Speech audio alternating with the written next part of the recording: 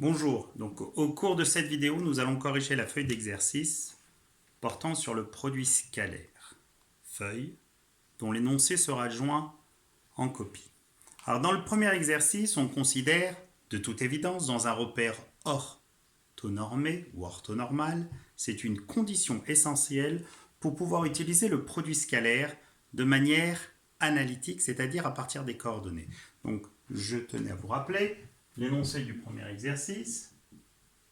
On considère le vecteur U dont les coordonnées dans un repère orthonormé sont x, y, et le vecteur V dans les coordonnées dans le même repère sont z, t. Et la première des questions est juste histoire de voir si vous maîtrisez la notion de projeté orthogonal d'un vecteur sur un autre vecteur. Donc, dans la première question, on demandait de construire deux vecteurs quelconques, peu importe, je n'ai même pas besoin de représenter le repère. Je considère ici le vecteur U, et ici, je vais considérer le vecteur V. L'objectif est de tracer, de la manière la plus précise possible, le vecteur U' projeté orthogonal de U sur V, puis V' projeté orthogonal de V sur U. Alors, comment faire précisément? Alors, il y a plusieurs méthodes. Pour construire le projeté orthogonal de U sur V, tout simplement, ce que vous pouvez faire ici, vous tracez cette droite dirigée par le vecteur V. À partir de là, vous utilisez l'équerre. Je repositionne la caméra qui s'est déplacée.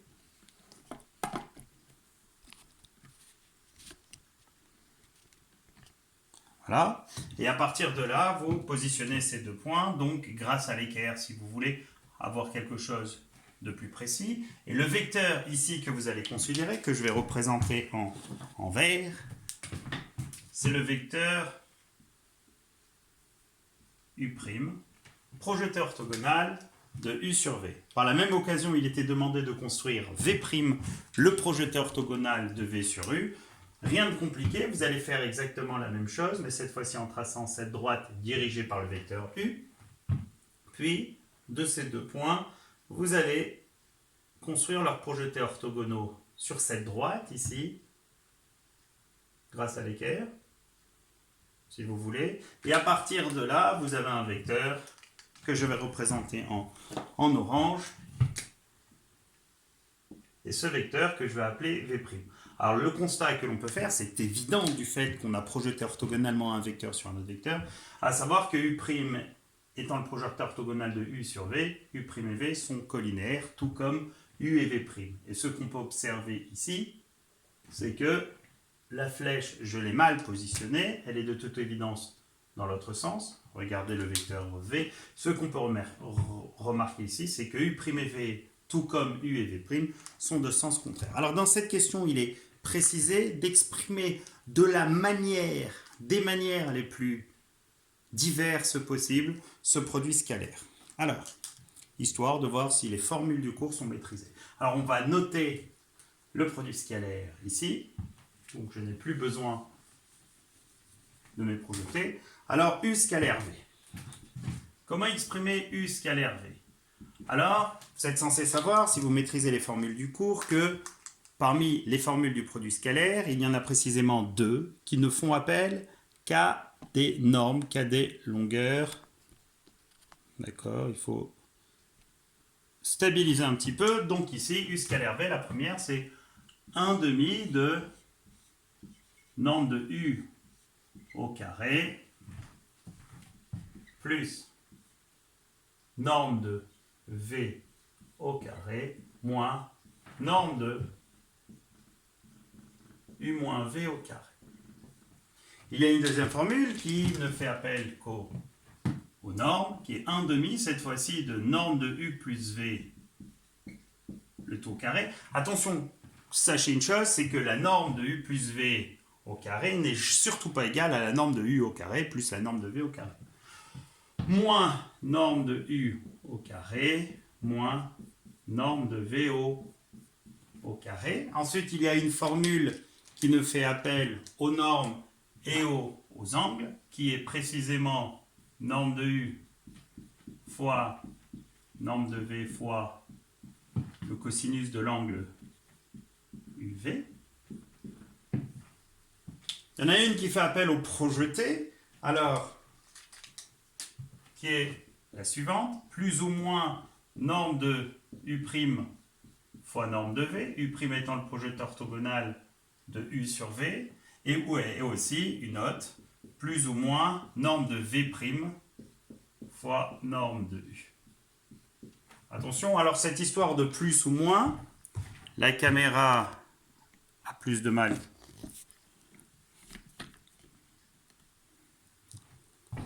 D'accord, donc, quand est-ce plus, quand est-ce moins? Plus si U' et V sont de même sens, et moins s'ils sont de sens contraire. La même chose si V' pour V' et U. Et on a une dernière formule, la seule qui ne convient que dans un repère orthonormé, qui fait appel aux coordonnées, c'est-à-dire x fois z plus y fois t, qui précisément se note de la manière suivante, abscisse de U fois abscisse de V plus ordonnée de U fois ordonnée de V. Voilà les formules à connaître. Dans un deuxième exercice, donc l'exercice qui suit, ce qu'on demandait précisément, c'est de mettre en application pour essayer de comprendre à quoi peut servir, dans certains cas, le produit scalaire. Donc dans l'exercice numéro 2, on se trouve toujours dans un repère orthonormé. Il y a de fortes chances à ce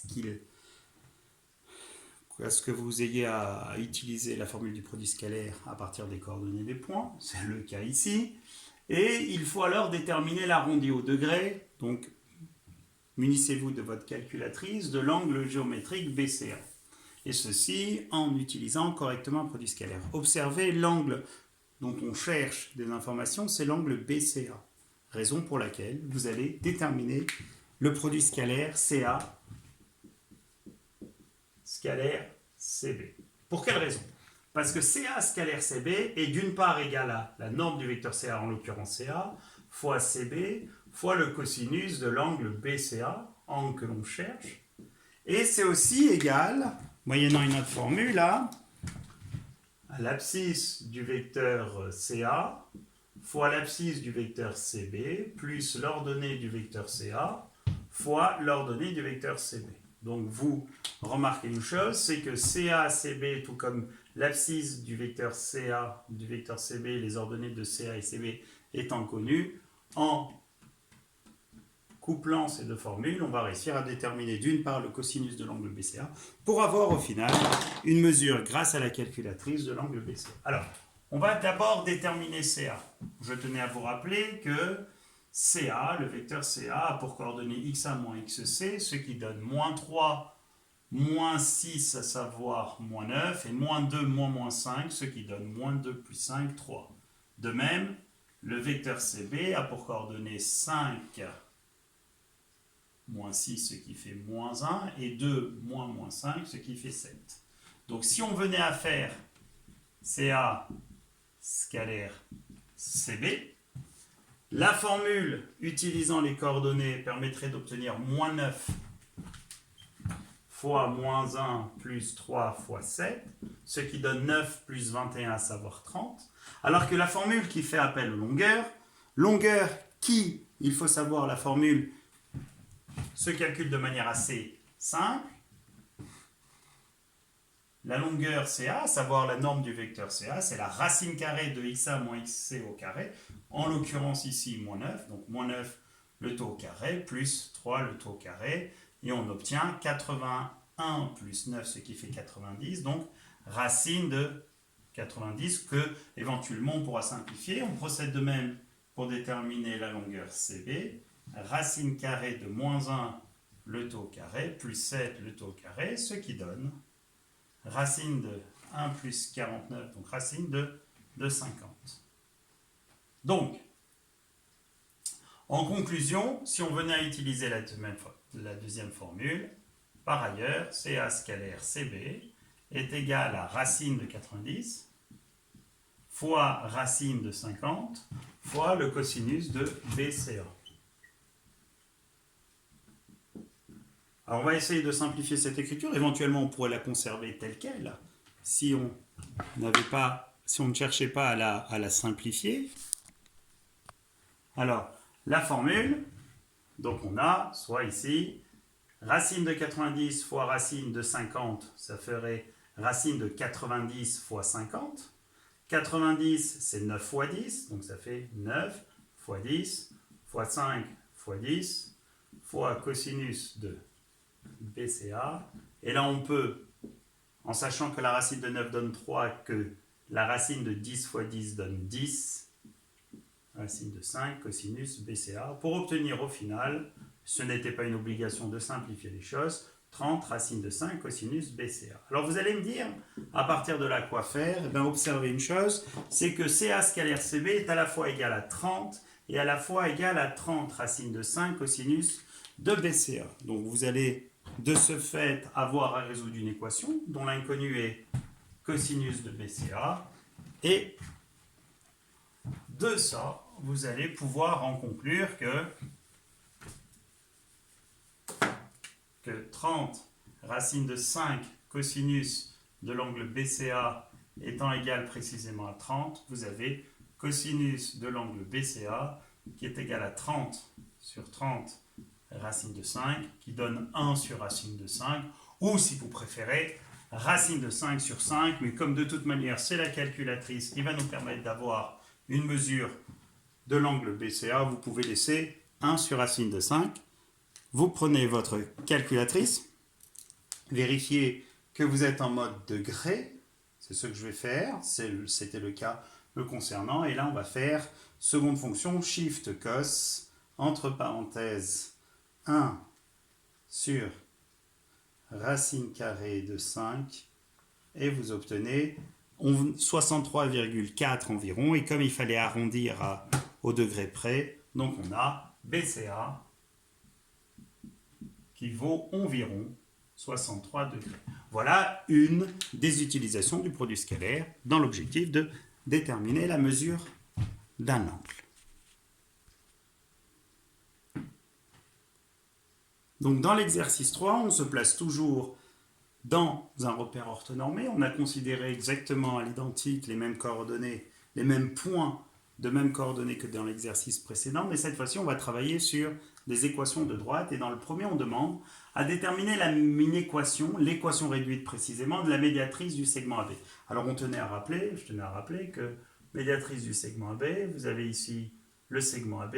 Par définition, la médiatrice du segment AB, c'est la droite qui coupe le segment AB perpendiculairement en son milieu, qui est aussi caractérisé par l'ensemble des points du plan équidistants des extrémités A et B.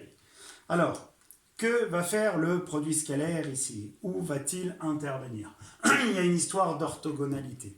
Donc, vous pouvez le constater, on va commencer par déterminer ici, parce qu'on en a besoin, les coordonnées de point D, milieu de... On va vérifier que dans l'énoncé, on ne fait pas appel au point D, sans quoi, c'est pour sa raison pour laquelle un énoncé doit être lu jusqu'au bout. Donc D, il n'y a pas de souci. Donc on va dire soit D, le milieu de AB,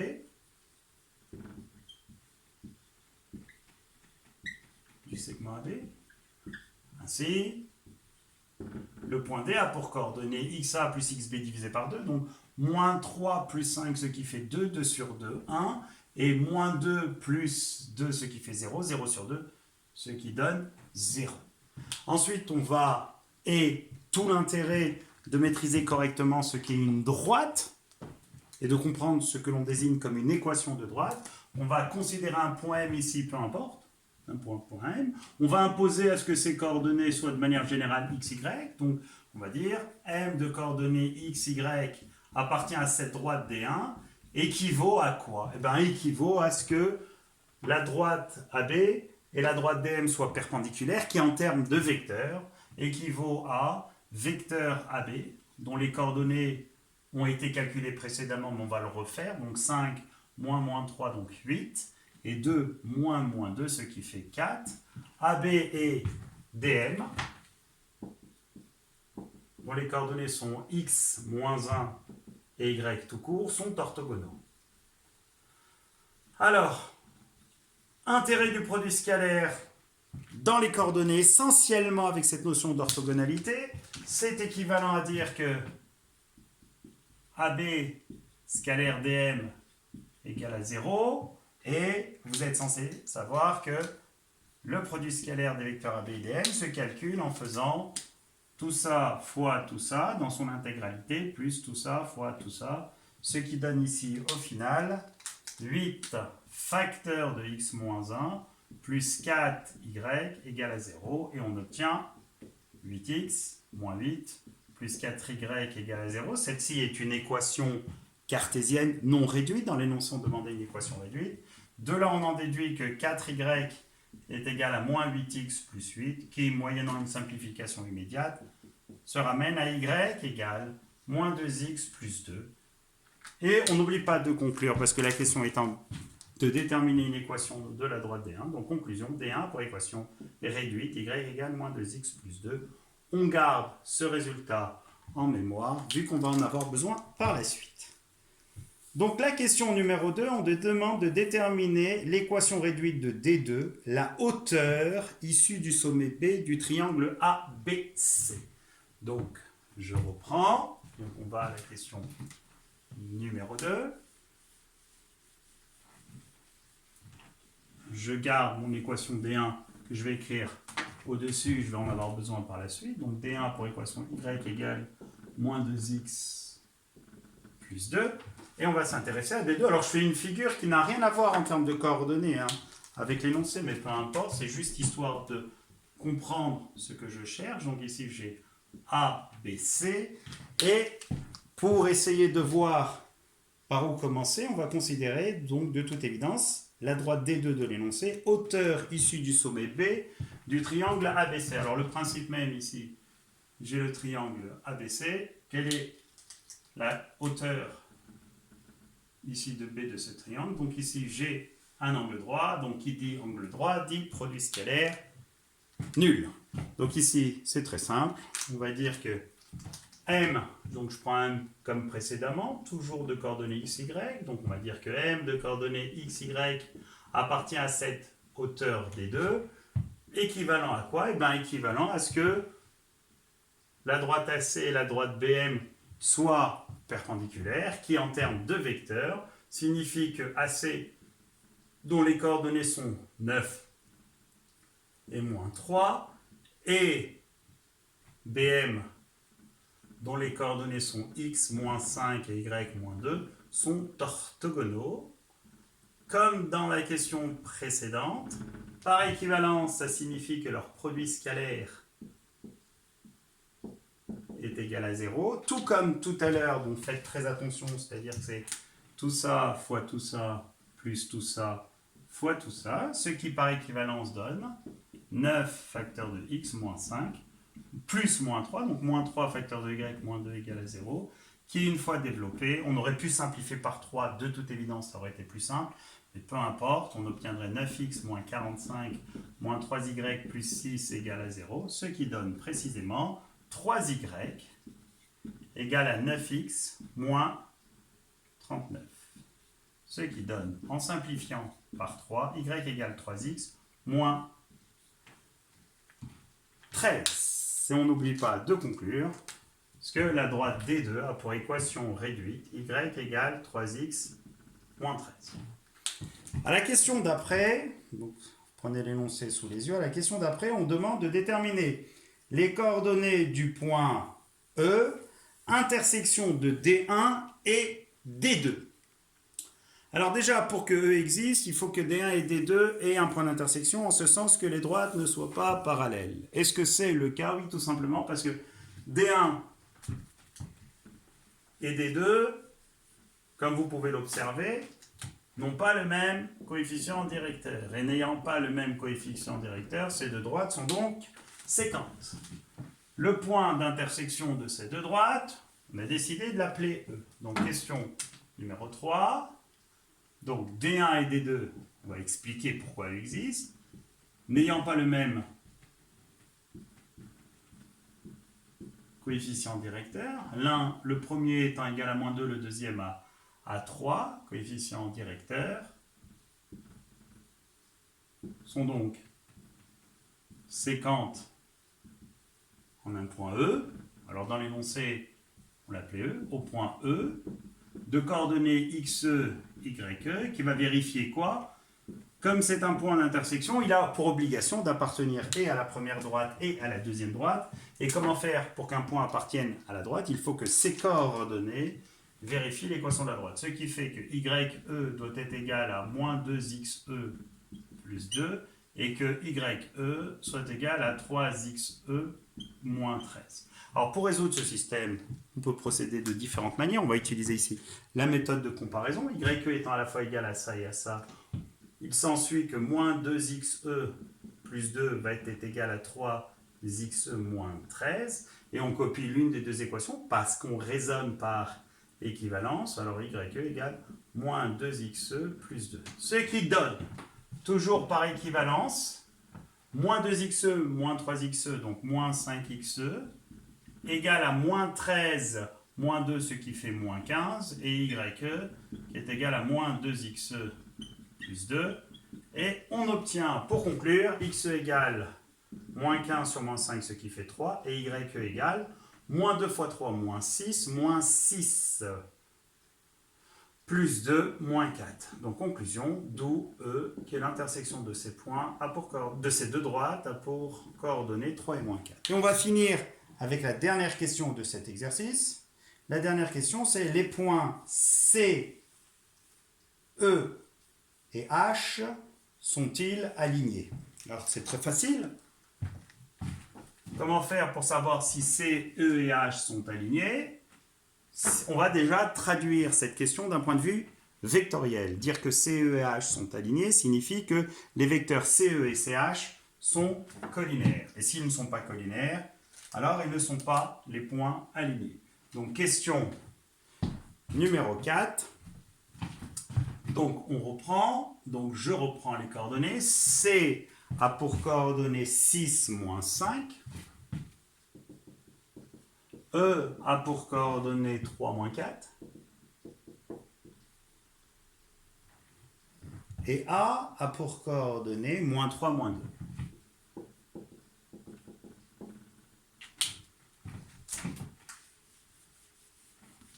Alors, très simplement, on commence par déterminer les coordonnées du vecteur CE, donc 3, moins 6, moins 3, moins 4, moins 5, ce qui fait 1, ainsi que les coordonnées du vecteur CA, ou bien EA, comme on veut, donc moins 3, moins 6, moins 9, et moins 2, moins 5, ce qui fait 3.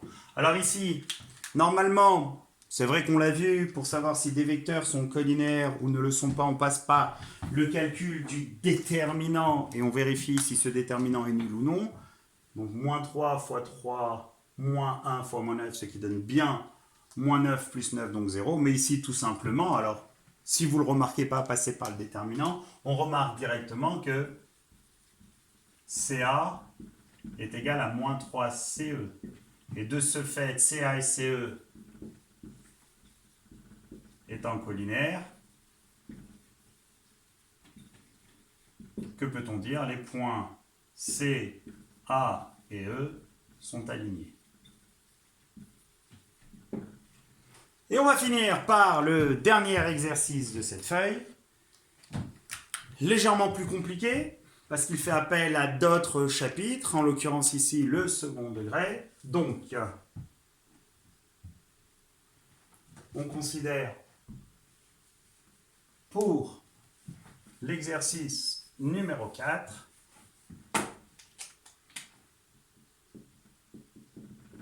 les points suivants. Donc, soit A de coordonnées 2, moins 3, B de coordonnées moins 8, 4, C de coordonnées AB, et D de coordonnées A moins B et moins 37. Comme vous pouvez le constater, les coordonnées de A et de B et de D dépendent tous deux d'un paramètre, plus précisément de deux paramètres, à savoir de A et de B. Et la question, c'est déterminer les valeurs de ces réels A et B de sorte qu'à la fois ABC soit rectangle en A. Donc je vais noter ici, il faut que ABC rectangle en A.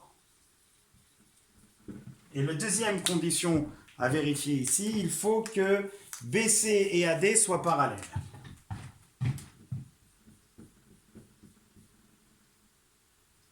Alors on va traduire vectoriellement ces deux informations. La première, ABC rectangle en A, ça signifie que AC et AB sont deux vecteurs orthogonaux, à savoir que AB scalaire AC est égal à 0. Et la deuxième, BC parallèle à AD, ça signifie que les vecteurs BC et AD sont collinaires. Et pour que BC et AD soient collinaires, il faut précisément que le déterminant de BC et de AD soit égal à 0. Donc c'est, une fois qu'on a compris, assez simple. Donc on va devoir, pour la première information, je vais l'appeler 1, et ici on va appeler 2. Donc par équivalence, pour le petit 1, en raisonnant par équivalence, les coordonnées de AB sont moins 8, moins 2, moins 10, 4, plus 3, 7, scalaire AC, dont les coordonnées sont petit a, moins 2, petit b, plus 3, doit être égal à 0. Attention, produit scalaire. On fait attention, c'est moins 10, le tout facteur de a moins 2, plus 7, facteur de b, plus 3, égal à 0. Voici la première des égalités vérifiées par a et b. Donc si jamais on venait à développer, moins 10a plus 20 plus 7b plus 21 égale à 0. On pourrait écrire moins 10a plus 7b égale moins 41. Donc première information qui découle du fait que le triangle ABC est rectangle en A. Maintenant la deuxième information, donc toujours en procédant par équivalence, donc petit 2, c'est équivalent alors le déterminant du vecteur BC. Donc quelles sont les coordonnées du vecteur BC? Donc je vais l'écrire ici. BC a pour coordonnées A plus 8 et B moins 4, alors que le vecteur AD a pour coordonnées A moins B moins 2 et moins 37 plus 3, ce qui fait moins 34. Donc le déterminant, la notation c'est la suivante, A plus 8, B moins 4, A moins B moins 2 et moins 34, et tout ça, ça doit être égal à 0. Et je rappelle, je tenais à vous rappeler le calcul du déterminant, donc ça fois ça, donc moins 34 facteur de A plus 8.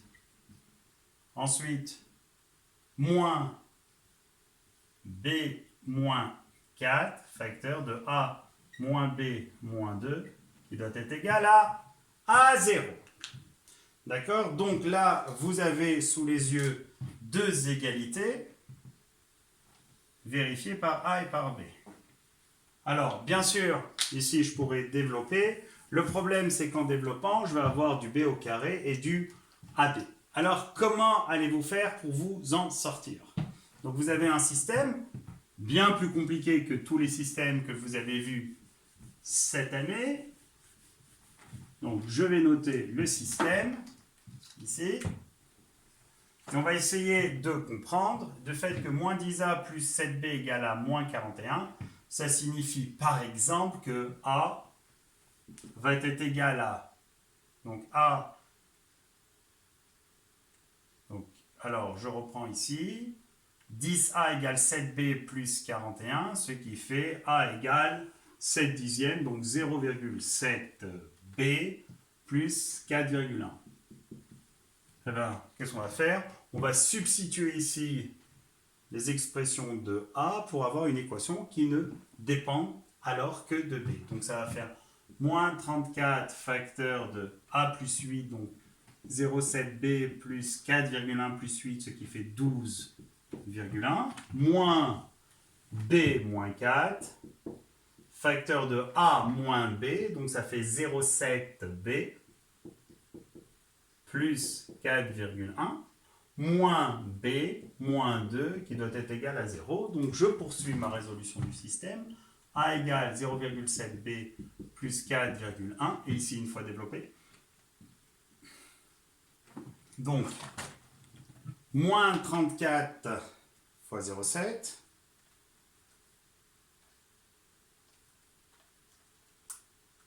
ce qui fait moins 23,8b moins 34 fois 12,1 moins 411,4, ensuite moins, attention, b moins 4, ici on développe, ça fait moins 0,3b plus 2,1 qui doit être égal à 0. Je raisonne toujours par équivalence, l'objectif étant de trouver et A et B, donc en procédant par équivalence, on a toujours A qui va être égal à 0,7b plus 4,1, alors qu'ici on aurait moins 23,8b, moins 411,4, moins, et un développement, ce qui fait 0,3b au carré, comme il y a un moins plus 0,3b au carré, plus moins 2,1b, moins 0,3 ensuite, plus 1,2b, mais comme il y a un moins, moins 1,2b, et ensuite moins 8,4, donc plus 8,4 égale à 0. On voit que l'exercice touche à sa fin. Donc on a A égale 0,7b plus 4,1. Et là, 0,3b carré. Moins 23,8b, ce qui fait moins 25b, moins 27,1b. On va vérifier qu'on ne s'est pas trompé.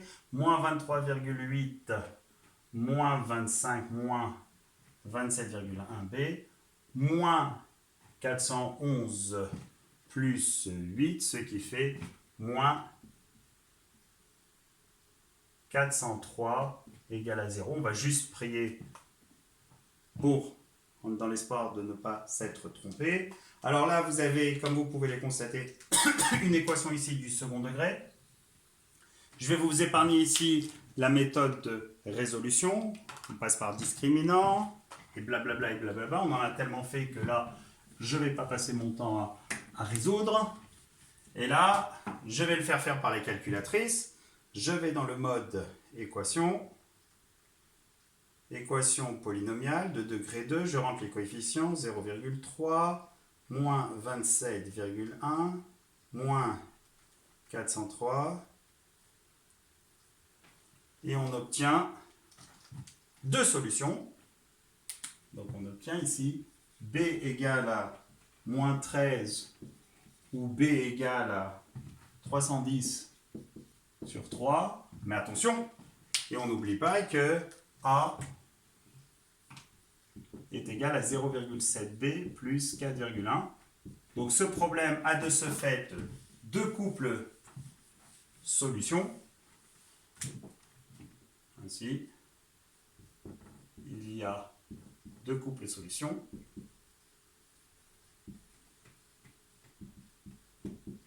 Le premier, b égale moins 13 et a égale, donc il suffit de remplacer, excusez-moi ici il n'y a pas de b, donc ça fait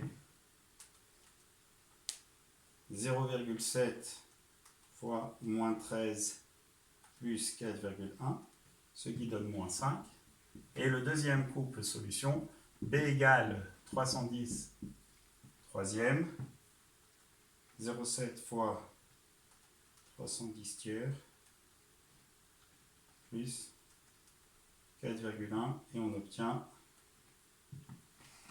a égale 2293 30e. Voilà, vous avez de quoi reprendre cet exercice, surtout le dernier qui fait appel à différentes choses. Bon travail, rendez-vous au cours prochain en visio.